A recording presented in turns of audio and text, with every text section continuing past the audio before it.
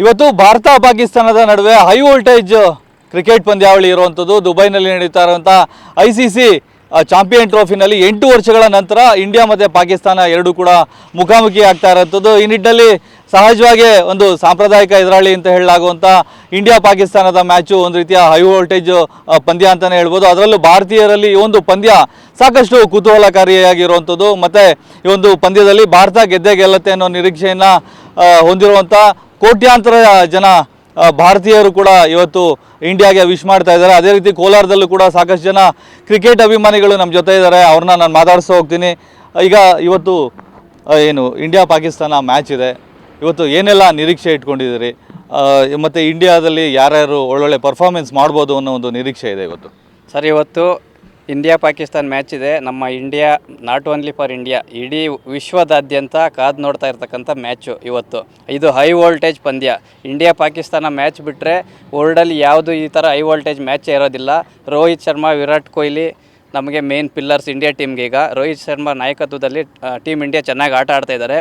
ಶುಭ್ಮನ್ ಗಿಲ್ ಮತ್ತು ರೋಹಿತ್ ಶರ್ಮಾ ಒಳ್ಳೆ ಶುಭ ಆರಂಭ ಬರುತ್ತೆ. ನಮ್ಮ ಇಂಡಿಯಾ ಇವತ್ತು ಗೆದ್ದೇ ಗೆಲ್ತಾರೆ ಅಂತ ಎಲ್ಲ ಕಾಯ್ತಾ ಇದ್ದೀವಿ.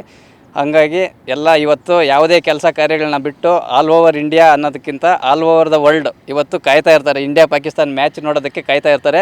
ಹಾಗಾಗಿ ಕಾದು ನೋಡೋಣ. ನಮಗೆ 100% ಕಾನ್ಫಿಡೆನ್ಸ್ ಇದೆ. ನಮ್ಮ ಇಂಡಿಯಾ ಟೀಮು ಒಳ್ಳೆ ಪರ್ಫಾರ್ಮೆನ್ಸ್ ಕೊಡ್ತಾ ಇದೆ. ಈಗ ಒಳ್ಳೆ ಟೀಮ್ ಇದೆ, ಒಳ್ಳೆ ಬೌಲರ್ಸ್ ಇದ್ದಾರೆ, ಒಳ್ಳೆ ಆಲ್ರೌಂಡ್ ಪರ್ಫಾರ್ಮೆನ್ಸ್ ಮಾಡೋರೆಲ್ಲ ಇದ್ದಾರೆ.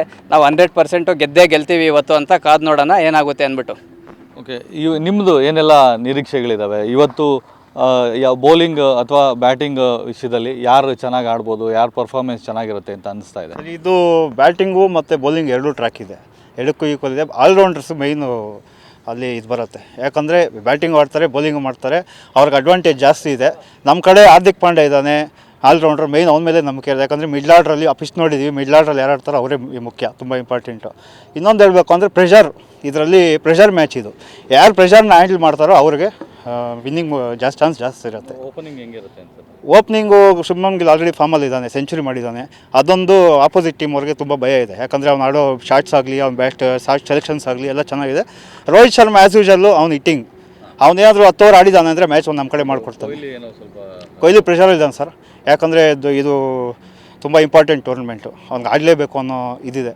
ಅದಕ್ಕೆ ತುಂಬ ಕೊಹ್ಲಿ ಆಡಬೇಕು. ಕೊಹ್ಲಿ ಆಡಿದ್ರೆ ನಮಗೆ ಇನ್ನೂ ತುಂಬ ಅಡ್ವಾಂಟೇಜ್ ಇದೆ. ಕೊಹ್ಲಿ ಆಡಿದ್ರೆ ಅವರಿಬ್ಬರ ಜೊತೆಗೆ ಎರಡು ಕಂಡೀಷನ್, ಎರಡು ಬ್ಯಾಟಿಂಗ್ ಬೌಲಿಂಗ್ ಇದೆ. ಟಾಸ್ಕ್ ಕ್ರೂಷಲ್ ಆಗುತ್ತೆ ಇವತ್ತು. ಈಗ ಬೌಲಿಂಗ್ ವಿಚಾರಕ್ಕೆ ಬಂದಾಗ ನಮ್ಮಲ್ಲಿ ಯಾರ ಮೇಲೆ ಜಾಸ್ತಿ ಕಾನ್ಫಿಡೆನ್ಸ್ ಇರುವಂಥದ್ದು, ಯಾರು ಇವತ್ತು ಒಳ್ಳೆ ಪರ್ಫಾರ್ಮೆನ್ಸ್ ಮಾಡ್ಬೋದು ಅನ್ಸುತ್ತೆ? ಮೊಹಮ್ಮದ್ ಶಮಿ ಅವರು 5 ವಿಕೆಟ್ ತೊಗೊಂಡು ಬ್ಯಾಕ್ ಟು ಫಾರ್ಮ್ ಅಂತ ಬಂದಿದ್ದಾರೆ. ಸೊ ಪಾಕಿಸ್ತಾನ ಮೇಲೂ ಅದೇ ಪರ್ಫಾರ್ಮೆನ್ಸ್ ಕೊಡ್ತಾರೆ ಅಂತ ನಿರೀಕ್ಷೆ ಇದೆ ಸರ್. ಇವತ್ತು ಟೋಟಲ್ ಮ್ಯಾಚಲ್ಲಿ ಎಷ್ಟು ಟಾರ್ಗೆಟ್ ರೀಚ್ ಆಗ್ಬೋದು, ಅಂದರೆ ಎಷ್ಟು ರನ್ನು ಇದಾಗ್ಬೋದು? ಖಂಡಿತ 350+ ಹೊಡಿತಾರೆ ಸರ್. ಕೊಹ್ಲಿ ಅವರು ಪಾಕಿಸ್ತಾನ ಮೇಲೆ ಸಾಂಪ್ರದಾಯಿಕ ಎದುರಾಳಿ. ಪಾಕಿಸ್ತಾನ ಮೇಲೆ ವಿರಾಟ್ ಕೊಹ್ಲಿ ಅವರು ಸೆಂಚುರಿ ಮುಖಾಂತರ ಬ್ಯಾಕ್ ಟು ಫಾರ್ಮ್ ಬರ್ತಾರೆ ಸರ್. ಒಟ್ಟಿನಲ್ಲಿ ಇದು ಕೋಲಾರದ ಕ್ರಿಕೆಟ್ ಅಭಿಮಾನಿಗಳ ಮಾತು. ಇವತ್ತು ಏನು ಭಾರತ ತಂಡ ಉತ್ತಮ ಪರ್ಫಾರ್ಮೆನ್ಸ್ ಕೊಡೋ ಮೂಲಕ ಇವತ್ತು ಭಾರತ ಜಯಬೇರಿಯನ್ನು ಬಾರಿಸುತ್ತೆ ಅನ್ನೋ ಒಂದು ನಿರೀಕ್ಷೆ ಹಾಗೂ ವಿಶ್ವಾಸ ಕೋಲಾರದ ಕ್ರಿಕೆಟ್ ಅಭಿಮಾನಿಗಳದ್ದು. ಕ್ಯಾಮರಾಮನ್ ಮಂಜುನಾಥ್ ಜೊತೆ ರಾಜೇಂದ್ರ ಸಿಂಹ, TV9 ಕೋಲಾರ.